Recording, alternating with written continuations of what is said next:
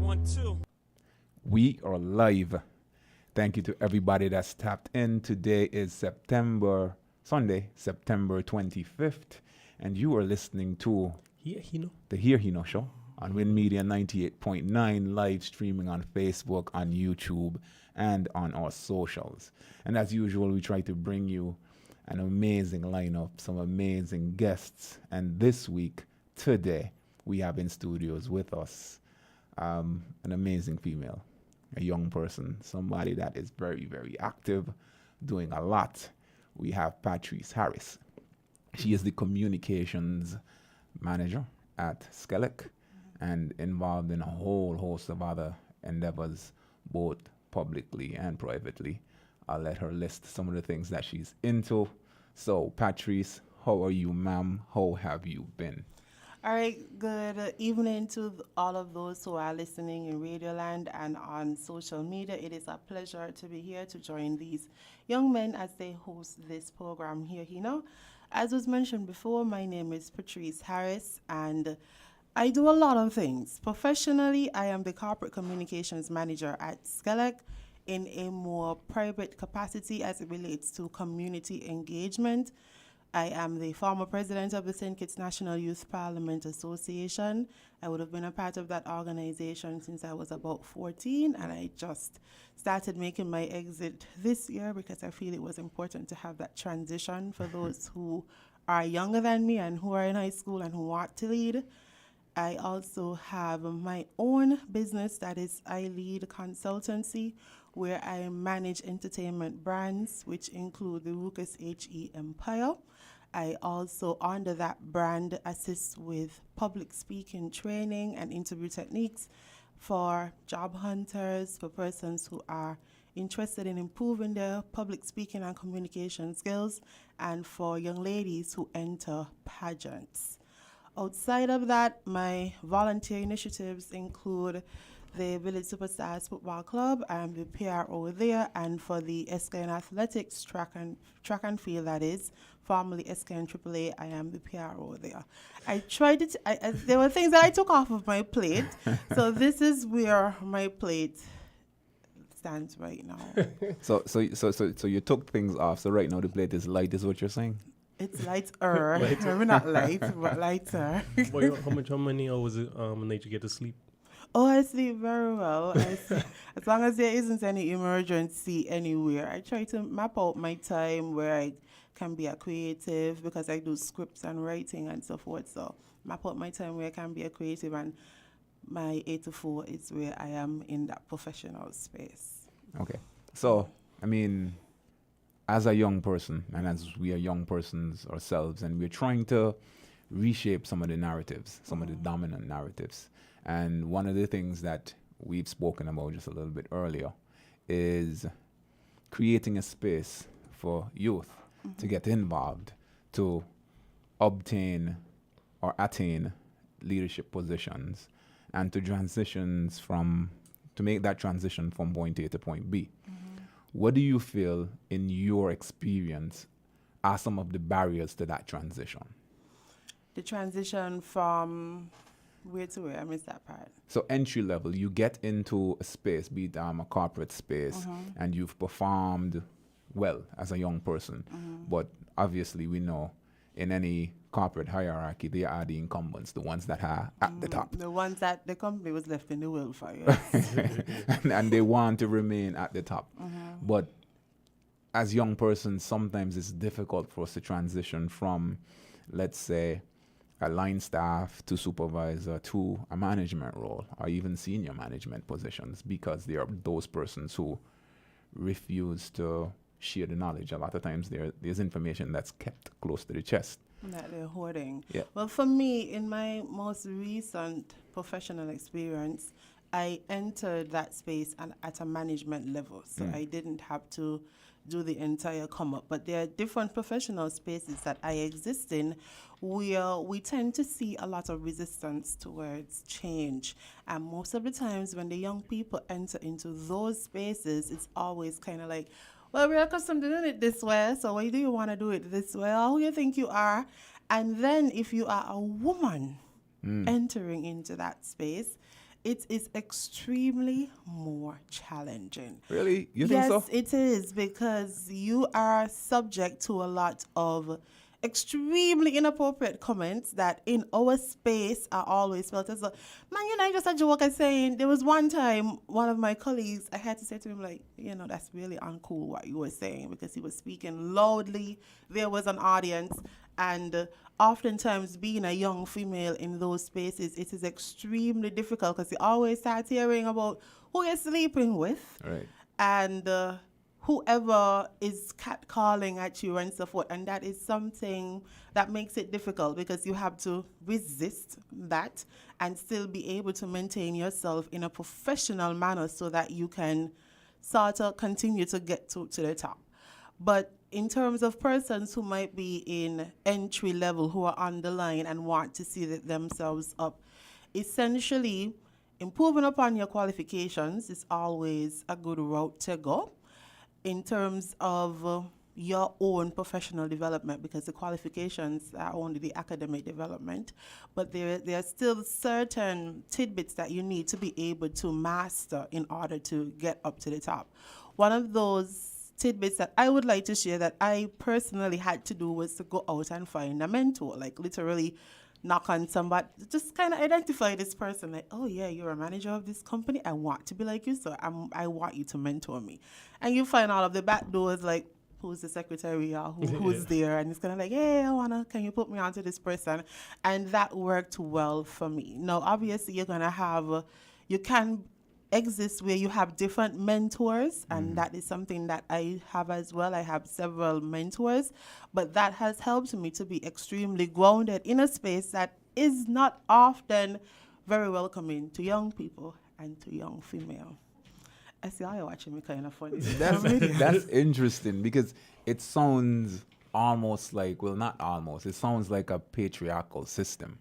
So it sounds like what we're saying is there's a degree of misogyny that exists within these spaces, and women have a more difficult growth trajectory. It's harder for women to achieve. Oh, most definitely, because if you start to become as hard as the men, and it's hard because it's a woman, but if it was a man, he would just be a leader. He will just be displaying his leadership qualities. But from the time you start to be as principled and disciplined as men in spaces, you get very, very negative connotations associated with you, especially if in their estimation you're not living in a particular manner. For example, if you don't have children, if you're not married, there are certain stigmas that are attached to you. I can't use the word on the radio, but it's a B word and it's a foul word. But there are certain stigmas that are attached to you just because you're being principled. So, oh, you're tough, or you're crazy, or you're miserable, and all of these things. It's much, much harder for the women in the spaces than it is for the men. But I mean, as somebody who pays attention to communication, and I think we share that, we have that in common. As someone that pays attention to communication, what I've found is a lot of times it's not necessarily what you say, but how you say it. So, so the critique that you are making, or the observation, let me not say critique, but the observation that you've made, what is the relevance of an emotional reaction in relation to persons taking that stance? So men are obviously less emotional, would you agree? Or we don't show our emotions. Or articulate. We don't articulate our emotions in the same way. So is it a function of maybe a woman being more emotional in her reactions that creates some of that resistance? And I'm just asking I wouldn't, because I'm curious. I wouldn't say so to speak. Obviously, yes, women are emotional beings, but when women enter into corporate spaces, they are aware that these sorts of display of emotions are not always received very well. And so there is a full understanding of emotional intelligence and ensuring that the way that you communicate is not coming from a position of, oh my gosh, it's unfair or you don't like me, but from more of a principled stance, so people aren't thinking that you're emotional. So, for example, if you ask for something in the workspace, whether it is you request something and you don't get it, instead of saying, well, what was the reason why, instead of trying to ask, what is the reason why I didn't get it? Explain to me, like, what policy isn't this a part of? Is it a budgetary issue? As opposed to, well, you ain't like me, that's my main gate, and I ought to treat women so bad in the workspace. So it's kind of like reframing and always being in a professional mental space to be emotionally intelligent, especially as a woman. You just always can't have all of these flare-ups because there's already these negative associations with women. And so it is important, especially as a young woman, you enter into the corporate spaces and professional spaces with a heightened level of attractiveness or some sort of nuance that wasn't there before, a particular flair, a particular style of fashion, or a particular way of doing your makeup or carrying yourself, that it's a display of who you are, but in some instances, it is an attraction to the opposite sex. And so it's kind of like, how do you create that balance? What is it that you need to do? And my thing is to just kind of always be as professional as you possibly can be. Okay. I feel as though I can understand what you're saying to a large degree, because I feel like, especially in a society like our society in the Caribbean, where it's a little bit sometimes slow to advancement in how you view things. I think that women sometimes are the ones who get through, in essence, are a little bit more dainty and a little bit more agreeable. And they look at women who are disagreeable as, rude and this and that, what I mean? They don't really get the respect. Difficult to work with. And difficult to work with. Whereas a male counterpart, they will see that as, we have respect like that man, they're tense, He don't play. Or he's critical. You know what I mean? So they kind of follow the lead of that. So I could see, especially on the ground level, even on the ground level, you could see that in regular outdoors. You could see women getting sometimes like cat calls, and if you don't respond, they kind of get disrespectful. Definitely. But because they're expected to kind of respond in a favorable manner, right?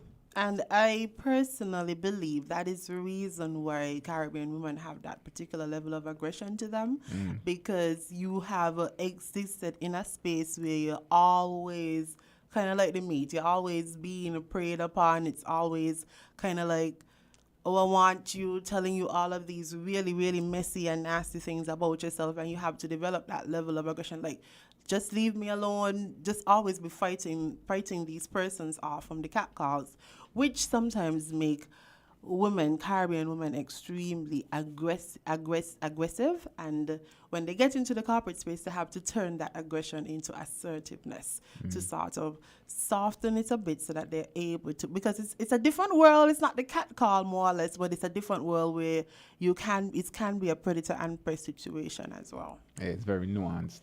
Yeah. So you're saying because of the catcalling culture and the aggression that men use in their pursuit of women, what women have developed is essentially a defense mechanism. Okay, that makes sense. But early on, so there's this term that you've used, that it's young people time now. I haven't used it. I mean, it's not my term.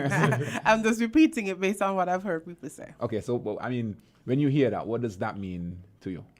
All right, so I've been a youth advocate for quite some time. I was a youth ambassador in my past.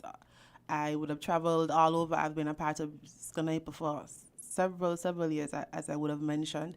And so we've always been taught the principle that young people should be a part of the decision-making process. Our ideas, whatever we have to bring to the table, should be acceptable and it should be incorporated. And we have always been pushing for that level of inclusivity. To see that it is young people time now is extremely heartwarming, because under many circumstances, we don't always see the involvement of young persons or the involvement of the views rather, because it's not always perceived that the views are very mature or that they take into account all of the realities that exist. And so if you do share an idea, it's kind of like, well, you ain't really fully understand what's going on. And yeah, hold on this so long. But this is kind of like, you know, when you're small, like big people talking. So that it's leave small people out of big people conversation. But now with young people time, it means that we're opening up the spaces to include the voices of young people. And it's more so than the voices now, it's the actual involvement of young people in key decision-making positions. And that is extremely heartwarming. On the flip side, it's, for me, is something that I am looking at extremely closely because I am aware that the spaces that we exist in, our decision-making spaces, our corporate spaces, our professional spaces, they don't always be extremely welcoming for young people, especially for young people who are educated, who have lived abroad, and who have ideas and want to share these ideas. It's kind of like wait your time. It's kind of like you have your dues to pay. It's a rite of passage. Like you just can't get into the big chair just like that. Right. When in reality, it's not always that you want to get in the big chair, but you really just look at something and you're like, it really doesn't make any sense the way that you're doing it, so let's try to do it this other way.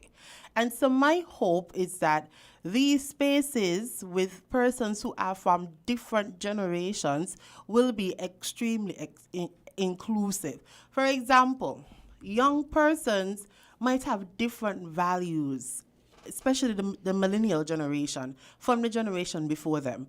For example, it has been said that the millennial generation will rather travel the world than buy a house. It is extremely true that the millennials, they are more interested in experiences. They live in a more viral now world. And even the generation that's below millennials. And so when you get into a workspace, just a random example, and you don't want to wear a uniform, the generation before you might think of that as, well, that's so disrespectful. Like, why would you not want to wear a uniform? Do you not want to be a part of the team? Yeah, status quo. Like, how dare you come and try to break the status quo? But for the millennial is looking at it like, hey, I want to be an individual every day when I wake up. I'm not saying I'm going to come to work with pink here or purple here, but I want to be able to display my creativity, display a sense of who I am, and this is a part of my identity formation. And these are the different types of challenges that you will have in the different spaces. If you look at working from home or flex hours, these are ideas, these are practices that young people would want to engage in, but you then go into spaces where it's kind of like, no, 9 to 5 is here, and this is how you should do it this way and that way, not being inclusive of whatever ideas young people bring to the table. So that's where my difficulty with the young people time now conversation becomes, that it's more that it's more inclusive, and it's not kind of like you break the spirits of the young people who are actually there. So I always use this analogy. I feel like, so we now exist in the information age, right? And we have ready access to information. And if you would remember, when your mother was a girl of your age, the doctor was God, right? So the doctor would say something and there was no challenging the doctor. You didn't ask the doctor questions when you go for an assessment. He just tells you, this is what it is, and you don't question it. The lawyer or the politician is almighty. So there was a form of hero worship coming out of that post-colonial era, where we still saw individuals as high and mighty based on their position. I feel like now there is, well, young persons have adopted the mindset that what I do for work doesn't necessarily define me. I can be a doctor and still party. I can be a doctor and still be in the troop, where our parents' generation never did that. You know, those persons were the outliers. Those persons were seen as radical. And we've now entered an age where essentially all goes lateral. You could do almost anything that you want. And we have arrived at a crossroads, I believe, between the intersection of those two viewpoints, the bucking of those two generations. I think it's going to be interesting to see which ones come out on top. But it's also cool to see that we have leaders, especially in this time where you have presidents or prime ministers who are under 50 years old. So they have the benefit of appreciating where we come from, and they still have that historical perspective. They could still see what the older generation appreciates. They were born in the 70s, so it's just almost like an evolution. But I mean, it's interesting to see young persons also developing. But do you think there's any relevance to the idea or the thought process that young persons, let's say 23, 25, attaining a very high position might not be as beneficial as having somebody more seasoned, somebody more experienced in that position? Beneficial to the individual? Well, to the position, because any position that you get into is based on service, so you have to be of service. There are a lot of thoughts that are going through my mind as it relates to that question. I would have assumed my managerial role at about 26, and still today I'm the youngest manager in my organization.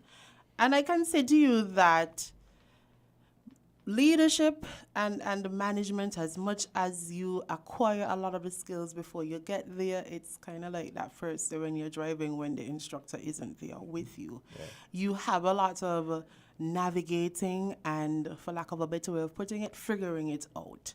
And you're going to make missteps. You are going to make decisions that might not have been the best. And that's why it's important to ensure that you have a mentor, that you are goal-oriented, that you two are including the persons from the other generations in your conversation, because people like the buy-in. So if you go and you talk to them in a notepad and you ask them questions, they feel really good, because here it is that their opinions are being taken into consideration. So if the question about if there's benefit to having a 20-something-year-old in a leadership position, of course there is, because that provides a new sort of innovative way of thinking, primarily because the spaces have always had this notion of this is the way that we do it, this is the way that we do it. And, interestingly, you might have persons within that organization who are not in that age range, but they're so happy to see a young person come, because all of the proposals that they had before that were being swept under the rug might actually have some life to it now, because this is a new way of doing it. The drawback for being a young person in a leadership role is that as much as you're figuring out the role, you're still figuring out yourself and sense of self in the role as well. So your 20s is the time where you are figuring out life, and you want to party, you want to go to Spain, you want to go all over, but you still want to be a professional, and to be in this managerial role has this added level of pressure that is extremely difficult, having to cope with your own personal, interpersonal pressures and your external pressures to now have the pressure from the job. So it can be extremely difficult mentally for a young person, 20-something, in a managerial or leadership role, just because it's the time of your life where you're figuring it out. And people can expect a certain type of person. Yes. When you go out in public to behave a certain way, especially in our region. We like that. Yeah. So I say saying there's a stigma attached to, well, not necessarily a stigma, but there are certain expectations based on the position that you hold. And I mean, so from my experience, leadership and management primarily requires, it's a lot like parenting, right? It requires it's a commitment, and it requires a lot of sacrifice. Yeah. And young persons tend to be a little bit unwilling to make certain sacrifices, be it extended hours at the job because you had this arrangement or disagreement with your friends. You guys were supposed to go and eat, but now you have to cut that short because there's something that happened at work and your development, and you need to go and handle that situation. And sometimes there's not the focus, and this is not a knock on young persons, because I share the same view. I feel like there is that innovation that young persons bring, but when young persons get into those positions, there should also be that recognition that your life will change. Definitely. Oh, my life changed tremendously after being in a managerial role, especially because of the type of work that I do and the type of company that I work for. But what I say to young persons, because there was this young colleague of mine who struggled with actually wanting the job, struggled with actually wanting to remain at the company. And I had to sit down with him and have several conversations about what is his value, what are his values, what is his value system. Because ultimately, if you value honesty and integrity and professionalism, your behaviors, your actions will be much different from someone who values freedom and expression. So you have to recognize that it's either you're coming to the job wanting to be a professional, and that these sacrifices and this intellectual property and all of these things will be incorporated, as opposed to, hey, it's 4 o'clock, it's Friday, I need to be at Rum Barrel, so whatever we got to do, we got to be gone by this time. So for me, it is an understanding of what your values are, and then engaging in actions that contribute to the fulfillment of that value system. Yeah, I recently had to tell somebody, a younger person in the 20s who recently got a new job. And I understand the requirements of the job, like what it's going to take for you to reach where you want to reach, and things he discussed with me. And I said, listen, I understand that, like one of the main things people push right now is work-life balance. Oh, yes. And I understand the importance of that. But I'm telling you, like, for at least a year, that can't exist within your realm, because it's going to make you feel like overwhelmed all the time. And this job is overwhelming because you're going to have to do like late nights. Sometimes you may have to give up your weekends, right? And instead of feeling overwhelmed and feeling like burnt out, you got to walk into that willingly knowing. It's almost like you're traveling and you're going to this to like a place like New York, and you're entering at winter. You got to prepare for winter. Yeah. You can't go in and say you're going to just go and everything will be summer. Yeah. Because you prefer summer. No, you go and you prepare. You strap your boots tight. You put on the right pattern, and you go into it knowing, this is going to be a cold, season, so I'm going to this. But because some people will just focus on work-life balance, and all they're really focusing is on the life balance part. The work part is like secondary. You know what I mean? But I mean, to the same point, and if you look at it from the perspective of taking responsibility, because those management roles have so much responsibility embedded within the actual role, the actual position, that is something that is necessary, where you have to recognize, listen, I have to drop everything else and figure out what is the direction. What do I need to do to be very, very, very good at this particular task? And once you figure that out, then you could start balancing everything else, because you understand what the direction is, you understand what you need to do. But early on, when you achieve a certain level of success, let's say it's a promotion, it's a new job, so you are a supervisor and you've gotten to a new role. I think oftentimes what happens to young persons as well is there's really nobody to hold your hand and show you how this thing works, right? You have to figure it out. And the figuring out is the sacrifice. The figuring out is staying till maybe 6 o'clock, even though you finish work at 4, and reading all the emails, or looking at all of the contracts and analyzing what really needs to get done. Now, that is a sacrifice, because it means, like she said, you can't go to Rum Barrel. You have to sacrifice the drinks and the brethren and the sisterins and go and do this thing. And you focus on that for a little bit. And once you gain some momentum, and you understand what is required of you, then you could relax. Then you can start balancing everything else. You start to kind of feel the flex, because some people, young people especially, they live their life as if they run out of time, right?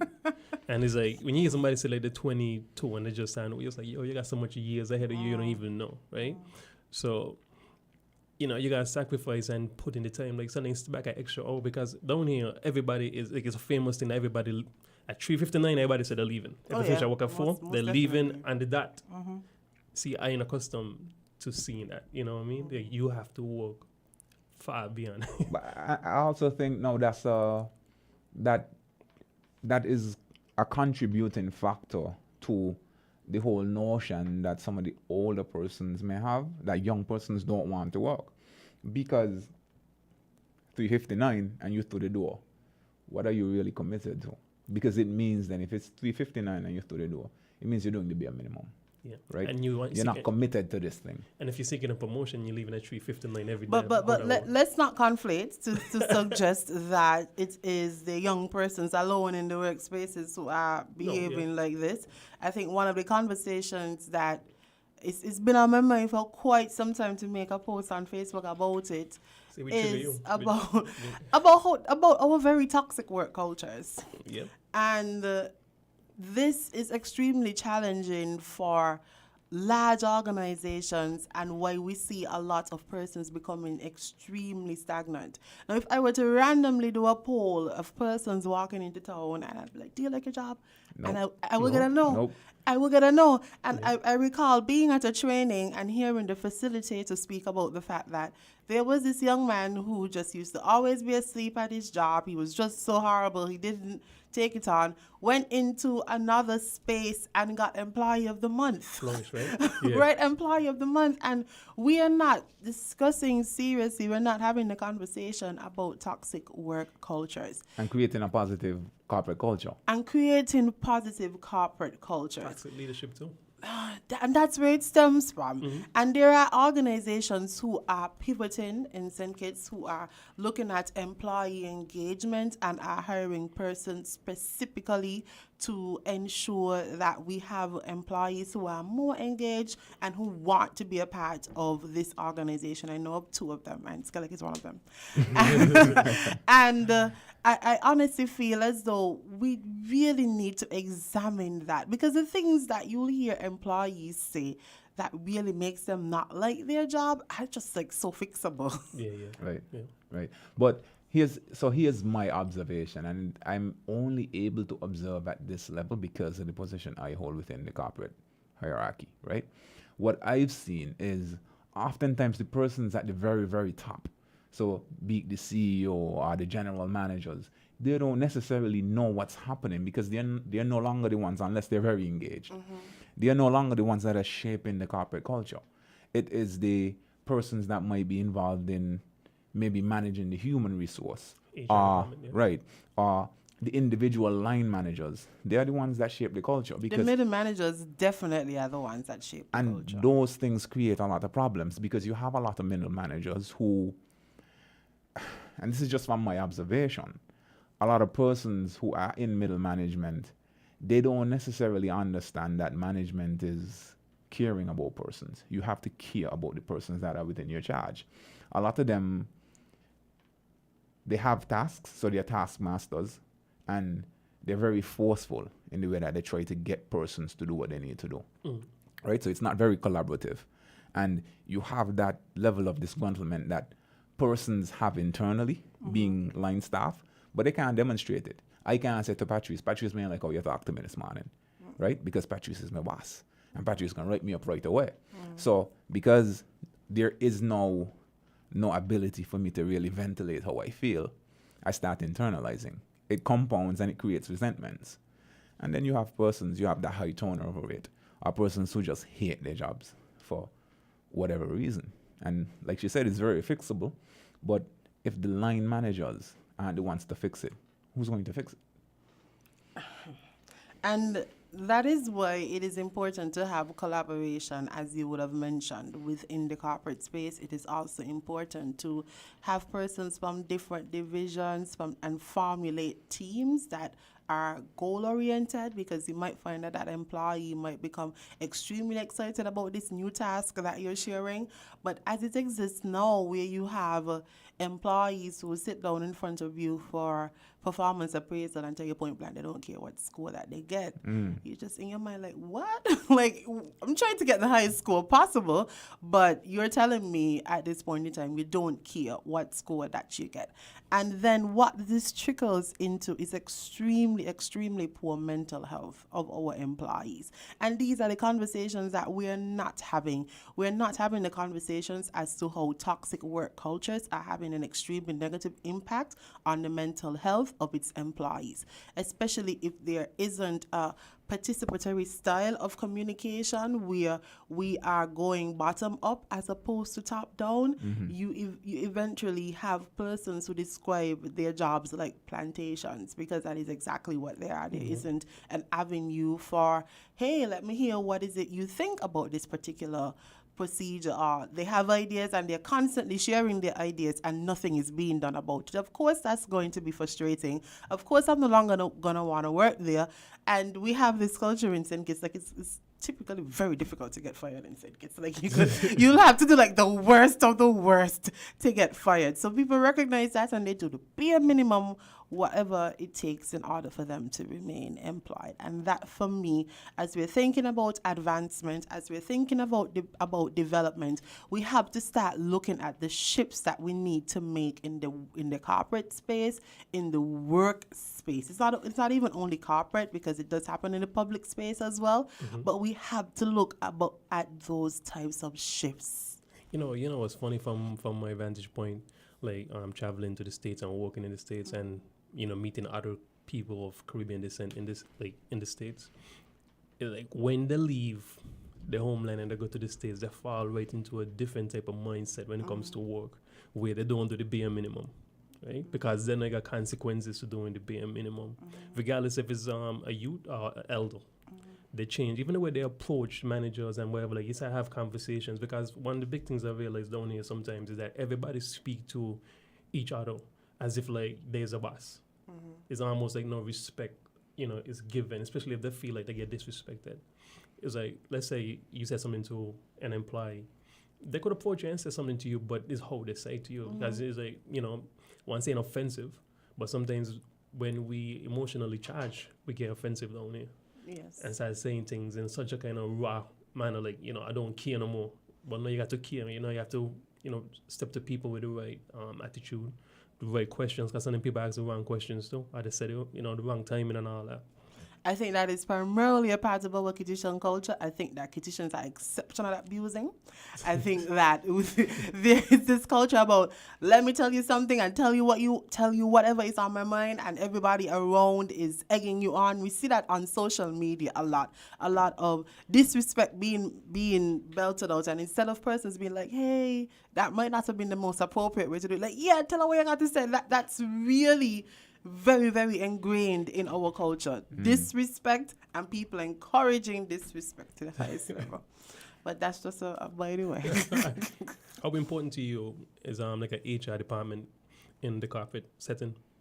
No, I think that the HR department is extremely, extremely important in the corporate space.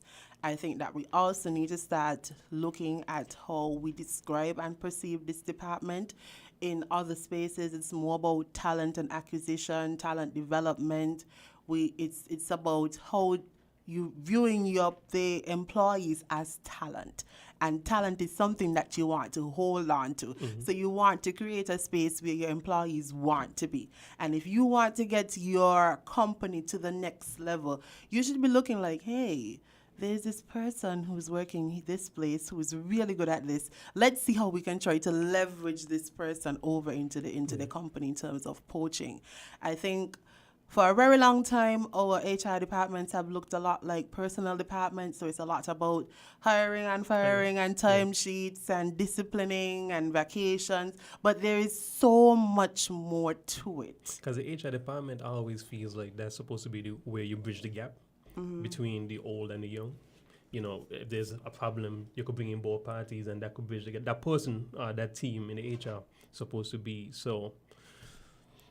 What do I want to use, Lonzo? Right. Collaborative. Like they know how to gel teams together and gel people together. Right.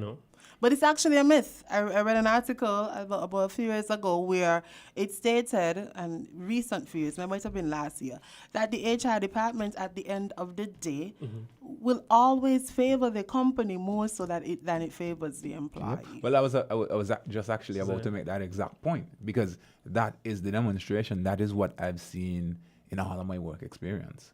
I've always seen that. Favors the company. Yeah, the HR manager. So there's always a divide. There's always us versus them. And the line staff always feel like the management and senior management are on one side of the river and we're on the other. And, the HR personnel is the one that comes over to bring the messages. Yes. Right? They always get thrown under the bus. So, I mean, yeah, it's interesting, but how do we reshape some of those dynamics? Because I haven't seen a change, and I've been working for almost 20 years. How do we reshape these dynamics? It's that you really need to ensure that the spaces that we are a part of, professional, corporate, otherwise, are inclusive. And it's not only inclusive of age, but also inclusive of different experiences, also inclusive of different genders, as well as ATIBA mentioned. Because, sad to say, sometimes persons don't recognize that what they're doing is wrong unless you have somebody at the table who is like, you realize that all of the female supervisors get paid less than the male supervisors, and that sparks a conversation. That happened for real? Hypothetically. Oh, okay. And so, hypothetically. And so what we need to do is not only have the persons within the spaces, but actually be ready and willing to make the change. Change is not something that happens overnight. It's not easy. It's getting persons to rid themselves of what they know to be true, getting us to rid ourselves, as you mentioned before, like the doctor being God, to start to entertain different thoughts. Like, well, if we really try it this way, we could have this type of outcome that we did not have before. I think that we need to be a lot more outcome oriented, not to suggest that we are achieving these outcomes at grave sacrifice to the persons who are contributing to it, but more teams, inclusive teams, and to be more outcome oriented, and persons who have different experiences. Experiences meaning having worked in a different industry, who pay very close attention to management styles.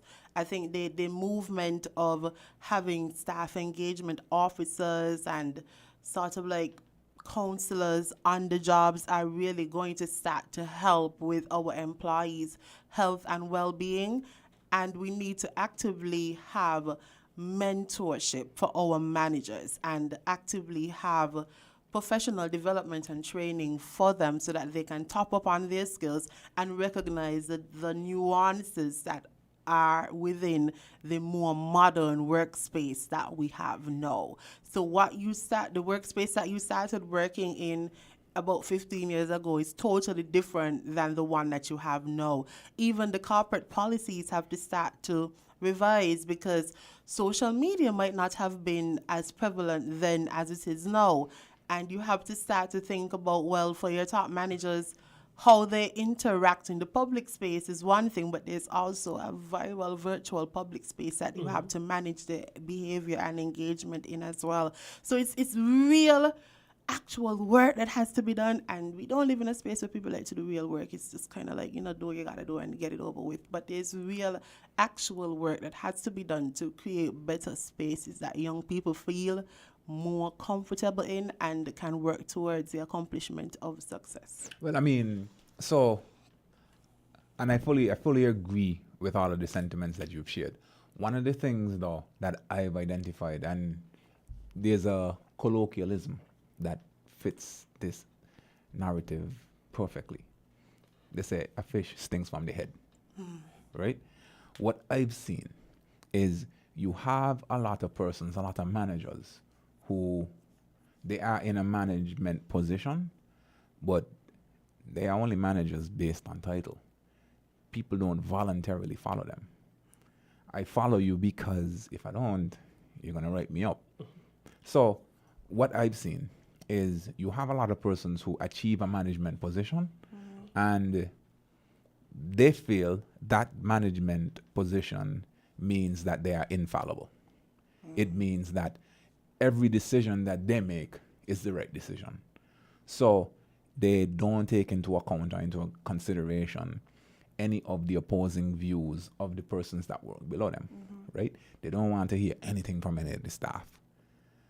They go into meetings with their observations. So a lot of it is they make educational guesses as opposed to really interacting and liaising with the technical persons, the persons on the ground, the persons that are doing all of the heavy lifting, that understand, like you said, the nuances of whatever the operation is. They don't take those perspectives into considerations. They just make decisions, and when it falls apart, then they have somebody to blame.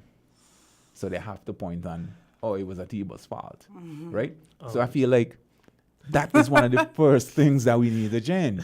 We need to change. We need to get managers to realize that there is nothing wrong with the vulnerability that encompasses accepting when you're wrong and understanding that polling your team and getting all of those views is actually the best possible approach if you're thinking about achieving whatever the end goal is. They don't do that. You know, I just speak about that. I guess from my experience, like living in St. Kitts and living abroad, I see like different, you know, how people maneuver.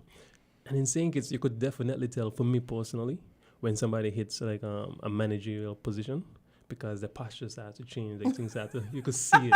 When it was just on the age, you know, they start to do a walk or something where, you know, act or something where, you know. That leads into what you were stating earlier with the expectations of what society have of you. Yeah. But there were so many things that were going through my mind as Alonzo was speaking.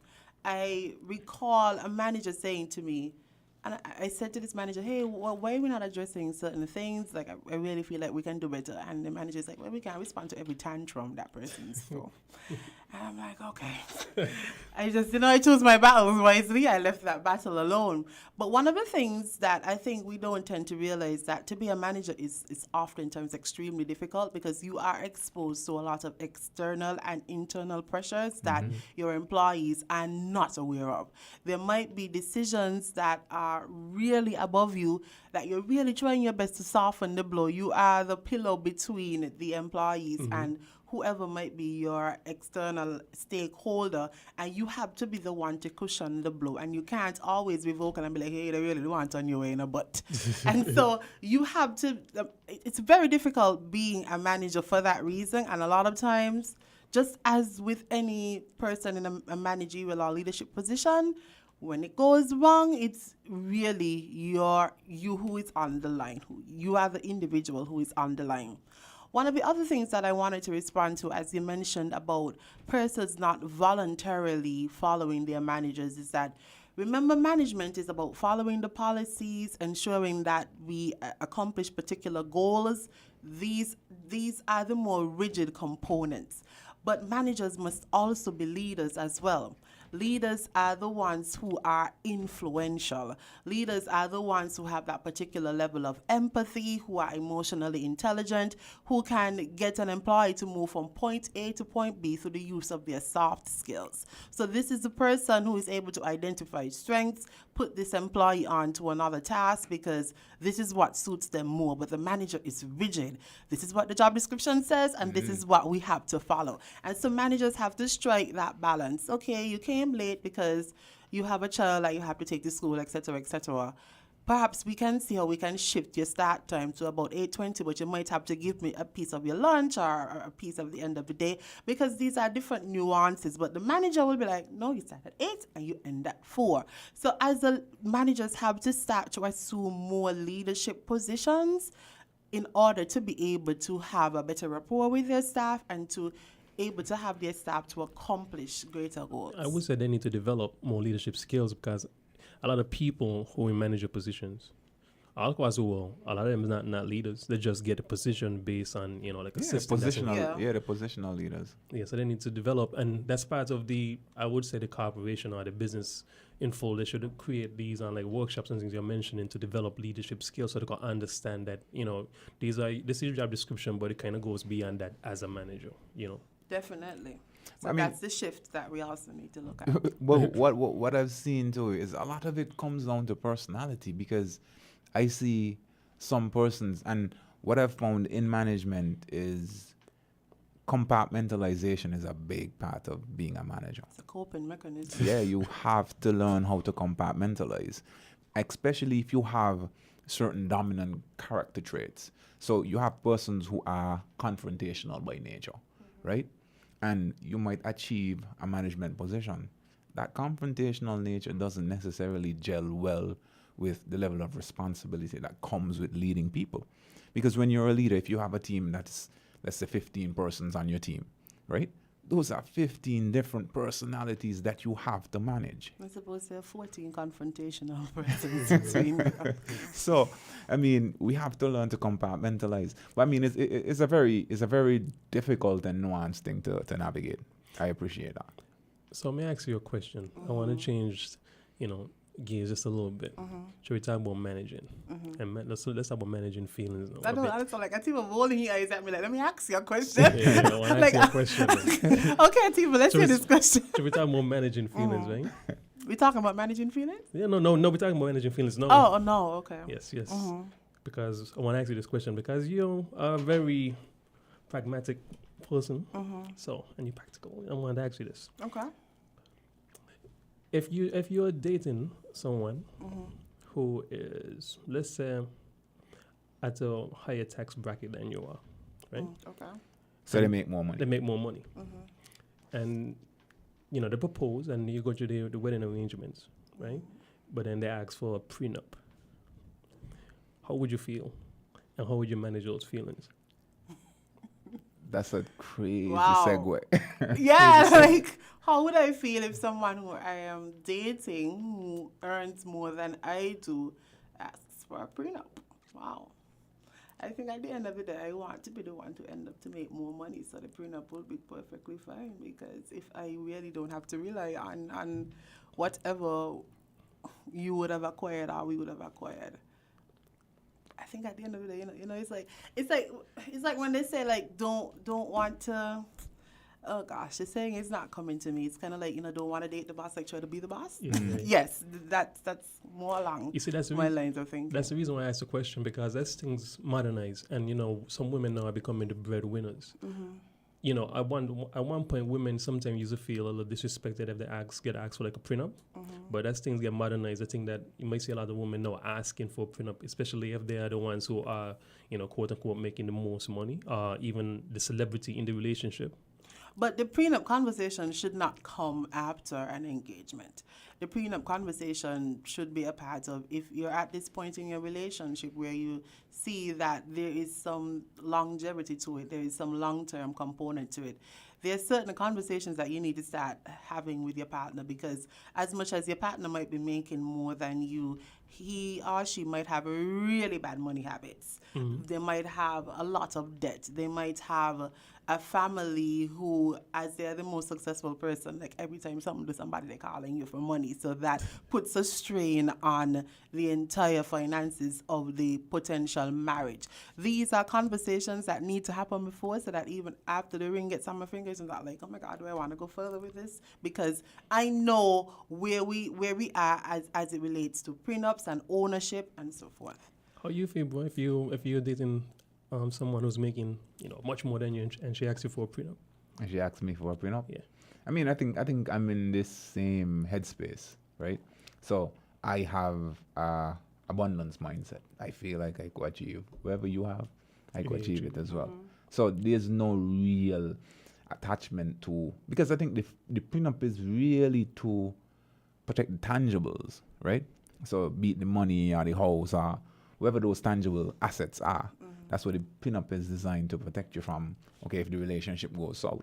But it seems like a contingency, and it has like a bitter taste in my mouth that we're setting a contingency. We're talking about long-term commitment, but we also we also put in a contingency in place. And the contingency doesn't rub me the wrong way because of the financial implications of it, just because it seems like we're starting on a kind of, you know what I mean? Kind of mystic footing, kind of weird footing. So, I mean, I feel like conversations are very important in relationships, though. And a lot of persons don't do that. A lot of persons don't have conversations in their relationship. So, you find out things through incidents. You find out things through disagreements. Like, oh, Patrice terrible with money, why? After 15 years of being with Patrice, and Patrice got your bank account and then you're going to try to draw some money. Nothing there. That's when you realize, bro, you ain't paying attention. So, I mean, I think conversations are important in relationships from the start. Like, how do you feel about children? You want children? You want to adopt? Because you might be somebody that might be thinking about adopting 2 children at some stage in your life. And I feel like, well, I may want to support nobody's child. I want my own, right? And those things could be deal breakers, but we don't have those conversations. We don't, because we don't date. That's the next conversation, yeah, next episode, right? Yeah, that's a deep episode because I just want to put it there. When dating is a big, I don't know, that's a great area, especially in our culture. I think dating. You think we should? What, then? Yeah. Definitely. You think dating is achievable on an island that has like 50,000 people? Because oh gosh, if it's achievable, it is definitely doable. And dating is what allows you to find out what you like and what you don't like. So you don't want to end up in a relationship where, as Lonzo mentioned, the person is a total monster. And if you were able to have certain conversations and pay attention to the red flags and not into what you've already formulated in your mind that this is a perfect and ideal person, you would not have ended up where you are today. Right. Dating is important. But that's one perspective. What about the other perspective where you're dating? So there might be no physical interaction involved in the engagements, but you are seeing, let's say, 3 guys, right? And Monday, I want to take you to the movies. And then in the same week, Friday, ATIBA said, okay, let's go over buddies. And Sunday, you somewhere else with somebody else, right? And like Tiba said, 50,000 persons on an island, the likelihood of somebody who would like him a lot seeing you with these 3 different guys. And then, so it creates a certain level of dialogue that it might not be as flattering, especially for females.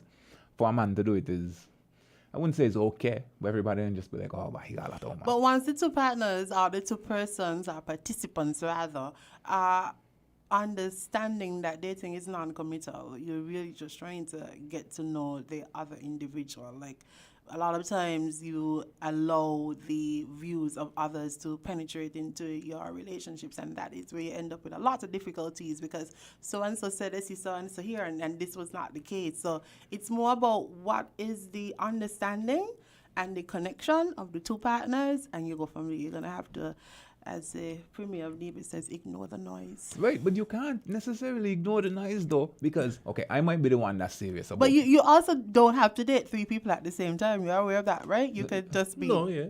Right, but I mean... You date one person for yes. a lifetime, right? But I mean... for a lifetime. But there is a date. Yeah, it's a date. A date could be an individual engagement. You agree? Yes. Okay, so you could go on a date. Like, hey, this guy has asked me out. There's no commitment with anybody at all. But this guy has asked me out to the movies, and let me go. Let me see what it's like, because, he's been messaging me, and we're going to see what's up. You go to the movies, and then I might ask you out. And we've also been talking, but on a more friendly basis. So you want to go with me as a friend. This other guy was actually a pursuer, right? Somebody that's interested. I've always presented myself as a friend, but then I ask you out. And during that date, I said to you, hey, I have these feelings. People on the outside looking in, they are going to say certain things. Now, I understand the ignore the noise comment, but then we also have to take into consideration there might be this one guy who's very, very serious about Patrice. But he has heard that last week Patrice was in the movies with this dude and over buddies with this other guy and this. And there's no way for me to know, as the guy that's really interested, that nothing happened in any of those encounters. If I say what I want to say, I'm going to be so misperceived. And so I really just want to say that, as you would have mentioned before, that communication and conversations are important. You are not dating the persons who are having comments that they are willingly giving without you soliciting them. But I really feel as though dating is important because you need to get to know the person that you, I think we just have this kind of hookup culture and hookup like, okay, we do it. And like a child comes along and then the person experiences grief and and the person, you never recognize like, okay, the person has this sort of trauma that you never were exposed to before, or the person loses his or her job and you now recognize like what the status and so forth of the job would have meant for them. There are certain triggers that might be taking place in the relationship that had you had certain conversations before, not everything is going to be really laid out on the table, but there's certain triggers and there are certain red flags that you were not paying attention to, and all of a sudden you're like, well, how you turn into this man? Somebody wants to stay all along. That is my contribution. I'm not gonna say what I want to say. That's gonna make me be misperceived. Okay, but I mean, I think we need to have a dating conversation, and you need to. I don't want to be. I have tons of friends that I can volunteer for this conversation. And we need to know the rules of dating. Yeah. Like, what is the parameters? You see, right now, unfortunately, it's 6 o'clock. Wonderful. Thank you, Jesus. So we are at the end of the show. Thank you to everybody that's been tapped in. You've been listening to the He Nuh show on WINN Media 98.9. I hope you enjoyed the conversation as much as we did. Did you enjoy, Patrice? Oh, I loved it. I loved it. Anyway, everyone have an amazing week. It was a pleasure entertaining you. Good night. Good night. Good night. You found the sound. 98.9. WINN FM.